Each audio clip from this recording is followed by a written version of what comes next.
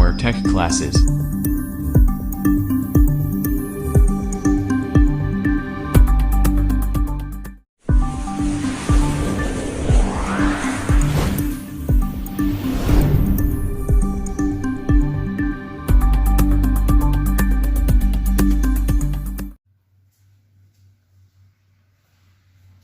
चलो बच्चों, आज हम गेट एम्पलीफायर के बारे में पढ़ेंगे। ठीक है, गेट एम्पलीफायर जो है सीआरटी में जो बहुत इंपॉर्टेंट डिवाइस होती है, इसके माध्यम से हम मतलब ये कि सिग्नल को कैसे आउटपुट के जो सिग्नल है वो कैसे पर्दे पर देखेंगे और ये कौन सा सिग्नल जनरेट करेगा। ठीक है, तो गेट एम्पलीफायर जो है ये भी मुख्य भाग है जिसका सीआरओ का मुख्य भाग है और ये पांचवें भाग के बारे में आगे डिस्कस करेंगे। ठीक है, तो गेट एम्पलीफायर जो होता है एक एम्पलीफायर परिपथ होता है। एम्पलीफायर क्या करता है, तो निम्न मान के सिग्नल को उच्च मान के सिग्नल में चेंज करना। एम्पलीफायर क्या करेगा, निम्न मान के सिग्नल को उच्च मान के सिग्नल में चेंज करेगा। तो ये गेट एम्पलीफायर को ब्लैंकिंग सर्किट, ये कैसे ब्लैंकिंग का काम करेगा, ठीक है, इसको ब्लैंकिंग सर्किट भी कहा जाएगा। ठीक है, तो ये ब्लैंकिंग का जो कार्य है, ब्लैंक मतलब होता है खाली जगह, और वो खाली स्पेस छोड़ने वाला जो कौन सी सिचुएशन में ये खाली जगह को मतलब ये कि सीआरटी के पर्दे पर नहीं दिखाता। ठीक है, तो ये जो ब्लैंकिंग सर्किट है एक्चुअल में रियल में कहाँ लगाया जाता है, तो मैं आपको बता दूं कि जैसे ही हम जो सीआरटी बनाते हैं, सीआरओ जो बनाते हैं, तो सीआरओ में मेन जो है सीआरटी, और सीआरटी में जो कैथोड लगा हुआ रहता है, ठीक है, कैथोड की एक प्लेट लगी रहती है। ठीक है, और ये इसका जो कनेक्शन होता है कैथोड की प्लेट और जो आपकी वर्टिकल डिफ्लेक्टिंग प्लेट होती है, ठीक है, इस टाइप की वर्टिकल डिफ्लेक्टिंग प्लेट होती है, इन दोनों के मध्य में ये सर्किट लगाया जाता है। ठीक है, ये जो इसी को ब्लैंकिंग सर्किट कहते हैं। ठीक है, तो ये ब्लैंकिंग सर्किट एक्चुअल में लगाया कहाँ जाता है, तो सीआरटी की कैथोड है ना, और वर्टिकल डिफ्लेक्टिंग प्लेट, जो वर्टिकल डिफ्लेक्टिंग प्लेट होती है, ठीक है, उसके बीच में हम लगा दिया जाता है। ठीक है, तो ये चीज हमको पता होना चाहिए, कभी एग्जाम में पूछ लेता है कि ये जो ब्लैंकिंग सर्किट को किन के मध्य में लगाया जाता है। ठीक है, तो ब्लैंकिंग सर्किट को किसके मध्य में लगाया जाता है, तो वर्टिकल प्लेट और कैथोड के मध्य में लगाया जाता है। ठीक है, तो ये चीज हमको पता, हमने वहां तो लगा दी है, लेकिन रियल में एक्चुअल में करता क्या है और इसके अंदर होता क्या है। तो ये जो गेट एम्पलीफायर, ठीक है, एम्पलीफायर के बारे में तो हमको सब पता होता है कि एम्पलीफायर होता क्या है, ठीक है, कैसे वर्क करता है। तो इसमें जो एम्पलीफायर होता है ये एक ऑपरेशनल एम्पलीफायर होता है। अभी ऑपरेशनल एम्पलीफायर के बारे में हम डिस्कस करेंगे। ठीक है, तो इसमें जो इसको बोलते हैं ओपेम भी कहा जाता है। ठीक है, क्या बोला जाता है, इसको ओपेम के नाम से भी जाना जाता है। ठीक है, डायरेक्ट शॉर्ट फॉर्म होता है ओपेम। ठीक है, इसका जो शॉर्ट फॉर्म क्या है, ओपेम, और ओपेम को हम फुल फॉर्म बोलेंगे तो ये क्या होगा, ऑपरेशनल एम्पलीफायर। ओ मतलब होता है ऑपरेशनल और एम मतलब होता है एम्पलीफायर। ठीक है, तो इसको हम ओपेम के नाम से भी जाना जाता है। तो इसमें जो ओपेम जो ऑपरेशनल एम्पलीफायर होता है, ठीक है, तो ऑपरेशनल एम्पलीफायर जो है उसमें मेन कंपोनेंट क्या होते हैं, ये कैसे वर्क करता है, ये सारी चीज बता रहा हूं। ठीक है, अब ये जो गेट एम्पलीफायर जो होता है ये कौन सी तरंग देता है, मेनली जो होता है ये कौन सी तरंग जनरेट करेगा जो सीआरटी के पर्दे पर हमको दिखाई देगी। तो ये जो है वर्गाकार तरंग जनरेट करेगा, स्क्वायर वेव को जनरेट करता है। ठीक है, और स्क्रीन में मतलब ये इलेक्ट्रॉन बीम का जो मतलब कुछ ऐसा डायमेंशन बनाता है। ठीक है, वहां सीआरटी के पर्दे पर कुछ ऐसा डायमेंशन बनाता है कि वहां पे जो तरंग जो दिखती है वो किस फॉर्म में दिखती है, तो वो स्क्वायर वेव या वर्गाकार तरंग के रूप में दिखती है। तो वर्गाकार तरंग जनरेट करने के लिए मेन जो है हमको वो चीज पता होना चाहिए, क्योंकि यदि ये वर्गाकार तरंग पैदा करेगा, ठीक है, कौन सी तरंग पैदा करेगा, ये वर्गाकार, ठीक है, वर्गाकार, ठीक है, तरंग जनरेट करता। अब ये वर्गाकार तरंग जनरेट करता है, तो इसके लिए जो एम्पलीफायर के अंदर कौन सा सर्किट होगा, ऐसा कौन सा सर्किट होगा जो वर्गाकार तरंग पैदा कर सकता है। ठीक है, तो वर्गाकार तरंग कुछ इस टाइप की होती है। ठीक है, इस टाइप की शेप में होती है वर्गाकार तरंग, इस टाइप की शेप में होती है। तो ये वाली जो तरंग है वो जनरेट कौन करेगा, तो गेट एम्पलीफायर जनरेट करेगा। और गेट एम्पलीफायर बनाने के लिए क्या क्या चाहिए हमको, तो गेट एम्पलीफायर बनाने के लिए हमको चाहिए एक सबसे मेन जो डिवाइस होती है यहाँ पे ऑपरेशनल एम्पलीफायर जो मेन है, और ऑपरेशनल एम्पलीफायर ये जो नीचे सर्किट बनाया है ये इसी के अंदर आईसी के अंदर रहता है पूरा। ठीक है, आईसी मतलब क्या होता है, इंटीग्रेटेड सर्किट। ठीक है, कौन सा सर्किट होता है, इंटीग्रेटेड सर्किट, मतलब ऐसा सर्किट जिसमें बहुत सारे सेमीकंडक्टर जो पदार्थ हैं उनको वहां पे इंस्टॉल कर दिया जाता है। ठीक है, मतलब ये कि एक छोटी सी मतलब चीज में जैसे चिप होती है, उस चिप में बहुत सारे लाखों करोड़ों अरबों, ठीक है, कंपोनेंट को वहां पे इंस्टॉल कर दिया जाता है परिपथ के रूप में। ठीक है, और वो परिपथ मतलब ये कि वहां पे बस इंडक्टर को इंस्टॉल नहीं कर सकते, बाकी सब पूरे को इंस्टॉल कर सकते हैं, रख सकते हैं हम वहां पे। ठीक है, जैसे कैपेसिटर हो गया, रेजिस्टेंस हो गया, ये सब सेमीकंडक्टर के बनाए जाते हैं। ये कैपेसिटर, ये सारे चीज क्या है, सेमीकंडक्टर, और सेमीकंडक्टर की जितने भी ये कंपोनेंट है वो घटक हैं, बहुत सारे घटकों को इसके अंदर रख दिया जाता है और कनेक्शन कर दिया जाता है, तो वो आईसी एक छोटी सी आईसी बन जाती है। ठीक है, अब ये आईसी होता है। अब यहाँ पे ये कौन सी आईसी है, तो 741 आईसी का यूज किया जाता है। कौन सी आईसी का यूज किया जाता है, 741 आईसी। और ये जो आईसी है वो आईसी के अंदर क्या होता है, तो ये पूरा का पूरा सर्किट होता है। इस सर्किट को क्या बोलते हैं, अनस्टेबल मल्टीवाइब्रेटर कहते हैं, अस्थायी मल्टीवाइब्रेटर के नाम से भी जाना जाता है। अनस्टेबल मतलब अस्थायी मल्टीवाइब्रेटर। अब ये अस्थायी मल्टीवाइब्रेटर, ये पूरा परिपथ को इसके अंदर हम इंस्टॉल कर देते हैं, और यही जो परिपथ है ये मेन परिपथ है जो वर्गाकार तरंग को जनरेट करने के लिए अवेलेबल होता है। ठीक है, तो अनस्टेबल मल्टीवाइब्रेटर कौन सी तरंग जनरेट करता है, तो वर्गाकार तरंग जनरेट करेगा। ठीक है, अब स्टेबल मल्टीवाइब्रेटर बनाने के लिए कौन कौन से कंपोनेंट चाहिए, तो यहाँ पे दो ट्रांजिस्टर। ठीक है, ये पूरा डायग्राम किसका है, तो ऑपरेशनल एम्पलीफायर के अंदर क्या होता है कि ये सर्किट होगा।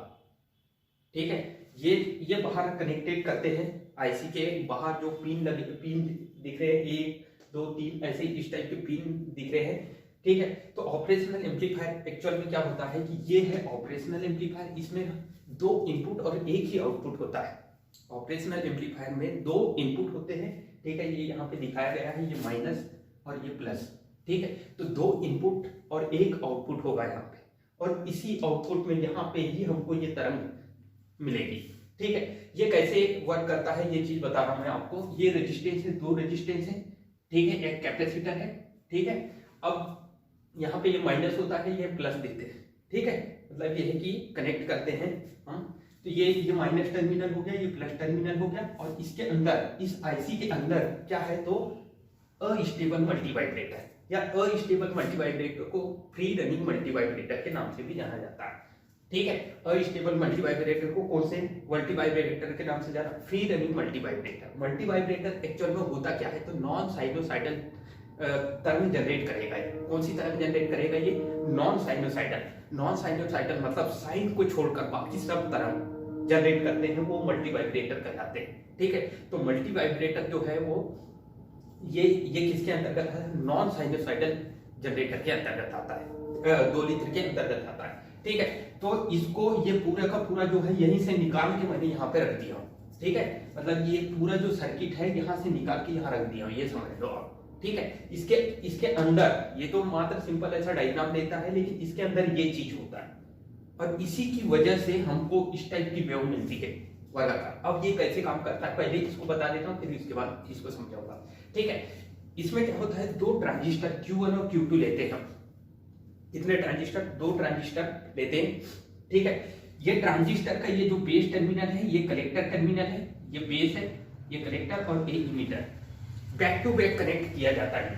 कैसे कनेक्ट है, बैक टू बैक कनेक्ट करेंगे, मतलब एक समय में एक ही ट्रांजिस्टर वर्क करेगा, एक टाइम में एक ही, दोनों एक ही साथ वर्क नहीं करेंगे। ठीक है, उनका जो टाइम पीरियड अलग अलग होगा। वो कैसे वर्क करेगा, वो कैपेसिटर की वजह से वर्क करेगा।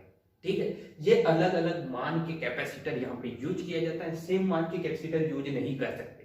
यदि हम ये सेम मान के कैपेसिटर यूज करेंगे तो सेम कंडीशन में चार्जिंग होगी, क्योंकि ये दोनों क्या है, बैटरी की पॉजिटिव से कनेक्ट है, तो सेम टाइम में दोनों चार्ज होंगे और सेम टाइम में डिस्चार्ज होंगे। तो जब ये सेम कैपेसिटी का यूज करेंगे तो ये वाले जो ये करंट अपने यहाँ से पास करेगा, पहले क्या करेगा, चार्ज करेगा, उस उतने टाइम में ये चार्ज होगा, फुली चार्ज। जितने टाइम में ये डिस्चार्ज होगा उतने टाइम में ये, अगर इनके वैल्यू सेम है तो, इनकी जो माइक्रोफैरेड की जो वैल्यू है अगर सेम है तो दोनों एक ही टाइम में डिस्चार्ज होंगे। और जब दोनों एक ही टाइम में ये डिस्चार्ज होगा तो ये यहाँ बेस करंट फ्लो कर पाएगा।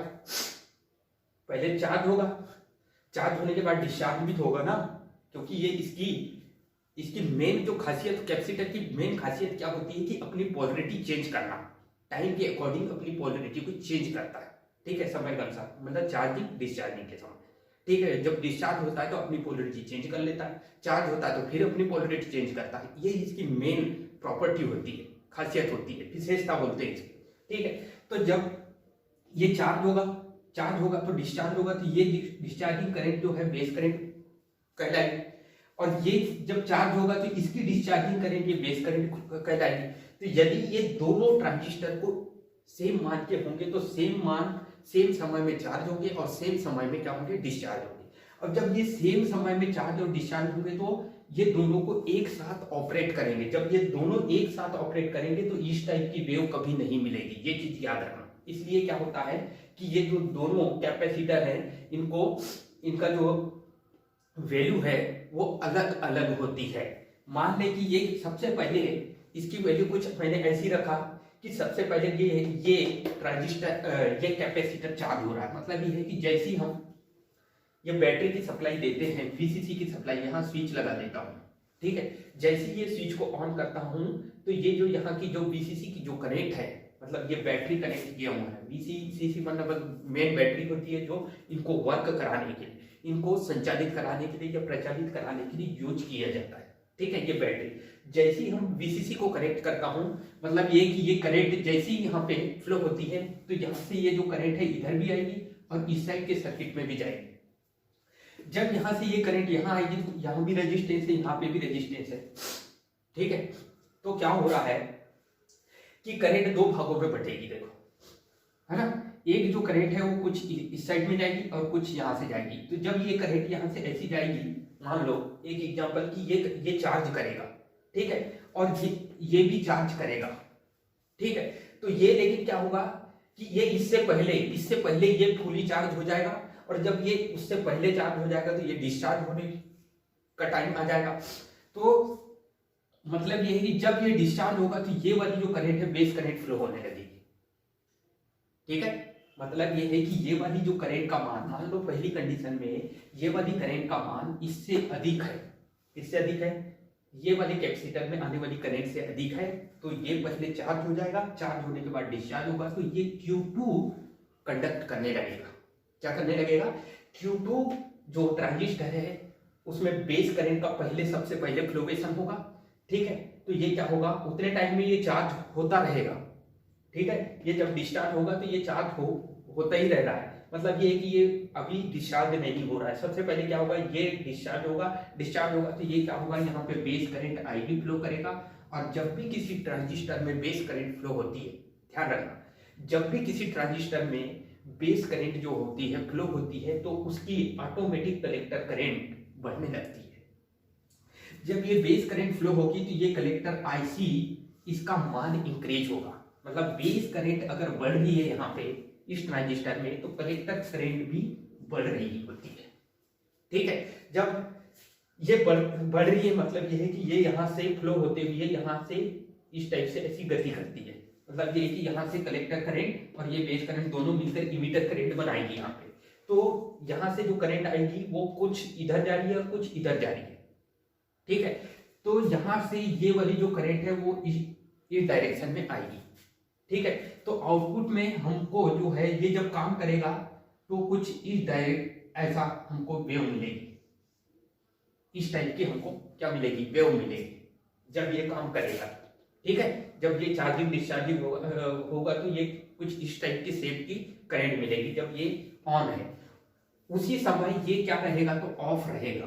क्या रहेगा, ये ऑफ रहेगा, ठीक है। उस टाइम में ये ऑफ रहेगा।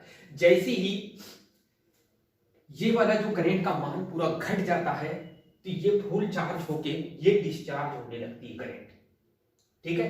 ये अपनी करंट को डिस्चार्ज करने लगता है और ये ही बेस करंट, मतलब ये है कि ये यहाँ से फ्लो होती है, इसको चार्ज करती है और Q1 को कंडक्ट करा देगी Q2 को, ठीक है। तो उसके कारण क्या है, इस टाइप से ऐसी करंट फ्लो हुई। फिर जैसे ही ये डिस्चार्ज हुआ, ये डिस्चार्ज होगा तो ये इसकी बेस करंट फ्लो होगी, मतलब IB। जैसी इसकी बेस करंट बढ़ेगी तो इसकी जो बेस करंट का मान घटने लगेगा। जब इसकी बेस करंट का मान घटने लगेगा तो इसकी कलेक्टर करंट भी जीरो हो जाएगी। ठीक है, कैसी हो जाएगी, ये जीरो हो जाएगी। जब ये इसकी कलेक्टर करंट जीरो हो जाएगी, base current zero, collector current zero हो जाएगी तो इसकी जो कलेक्टर करंट बढ़ने लगेगी।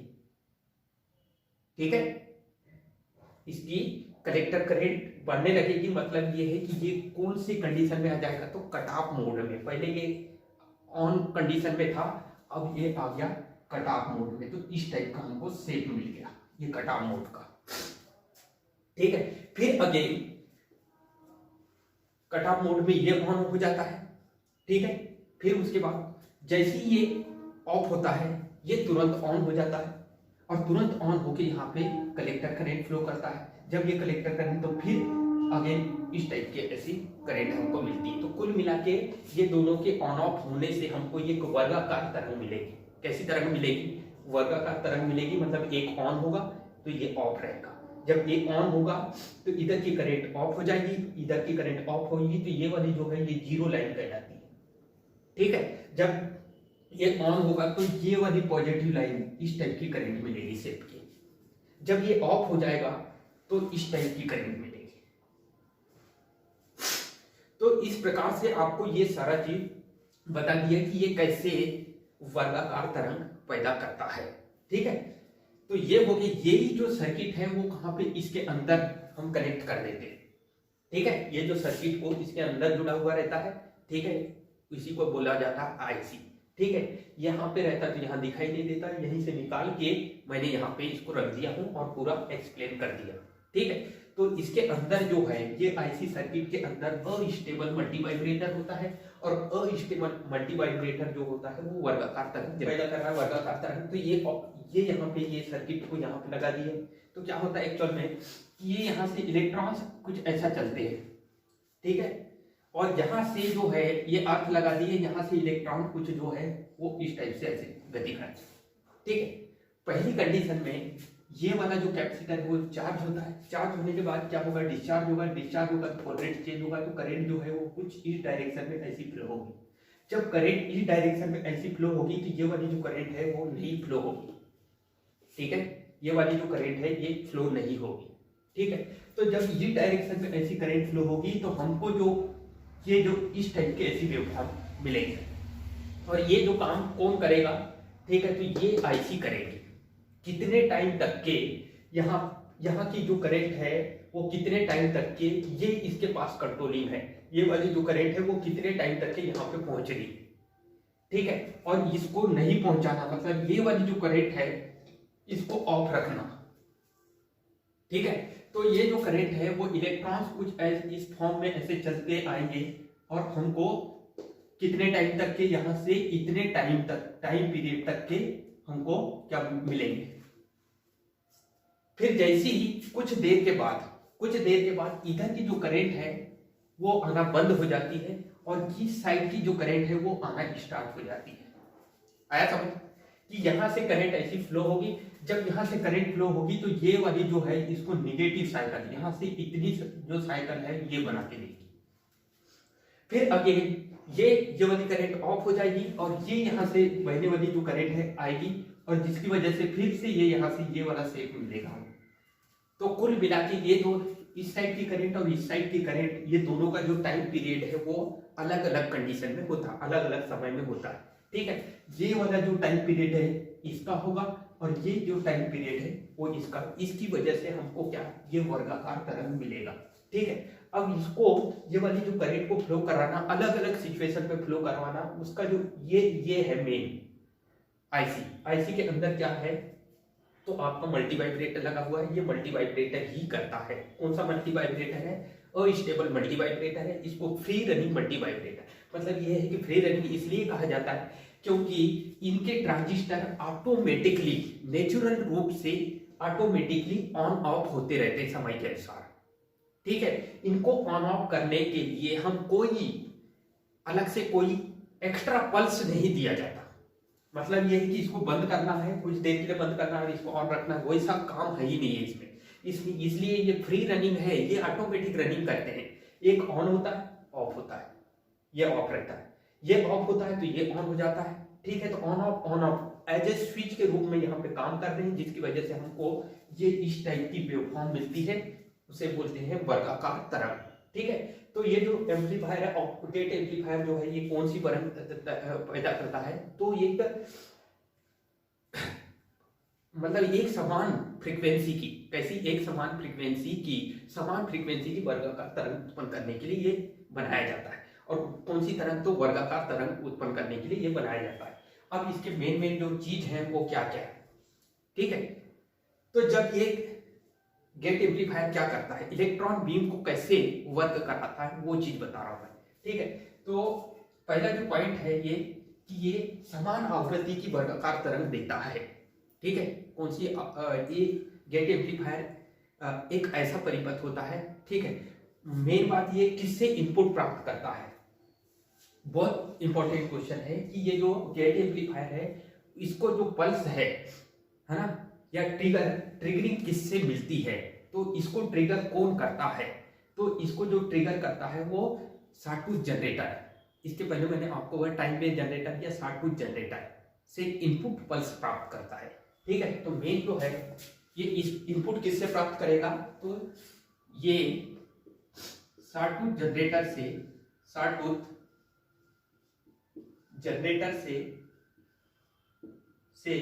क्या प्राप्त करता है, इनपुट लेता है। ठीक है, इनपुट लेता है। ठीक है, इसको किसके मध्य में लगाया जाता है, तो मेन दूसरा जो इसके जो फैक्ट है वो लिख लेते हैं कि किसके, ये तो पूरा समझा दिया हमने कि कैसे ये वर्क करेगा और आउटपुट में कैसे मिलेगा। ठीक है, किसके मध्य में लगता है, तो ये कैथोड एवं वर्टिकल प्लेट के बीच में लगा होता है। ठीक है, प्लेट के बीच में होता है। ठीक है, बीच में होता है कनेक्शन इसका। ठीक है, इसका जो तीसरा पॉइंट है, ये समान फ्रीक्वेंसी की वर्गाकार तरंग देता है। एक समान फ्रीक्वेंसी मतलब ये है कि ये कम ज्यादा नहीं होती इसकी फ्रीक्वेंसी, पहले जो इतना जो मिला, एक साइकिल मिली फिर दूसरी भी साइकिल, मतलब समान फ्रीक्वेंसी की क्या देता है, वर्गाकार तरंग देता है। तो ये जो है वो समान आवृत्ति की वर्गाकार स्क्वायर वेव देता है, वर्गाकार तरंग देता है। ठीक है, तो इसको आप नोट डाउन कर लो। ठीक है, तो ये मेन जो इसके फैक्ट हैं और फैक्ट बता रहा हूँ, इनको मिटा रहा हूँ। ठीक है, तो ये जो है ये शॉटपूट जनरेटर से इनपुट प्राप्त करता है ना, इनपुट लेता है, मतलब ये है कि शॉटपूट जनरेटर इसको ट्रिगर करता है, जब ये ऑन होता है, ये जो परिपथ है इसको ऑन करने के लिए कौन है, तो शॉटपूट जनरेटर से इनपुट लेता है। ठीक है, दूसरा पॉइंट ये है कि कैथोड और इसको वर्टिकल प्लेट के मध्य में बीच में लगा दिया जाता है इस परिपथ को। ये एक समान आवृत्ति की ठीक है वर्गाकार तरंग देता है। और इसके जो मेन जो फैक्ट है, इसको स्क्रीनशॉट कर लो। ठीक है, इसके जो मेन फैक्ट है वो बता रहा हूं आपको।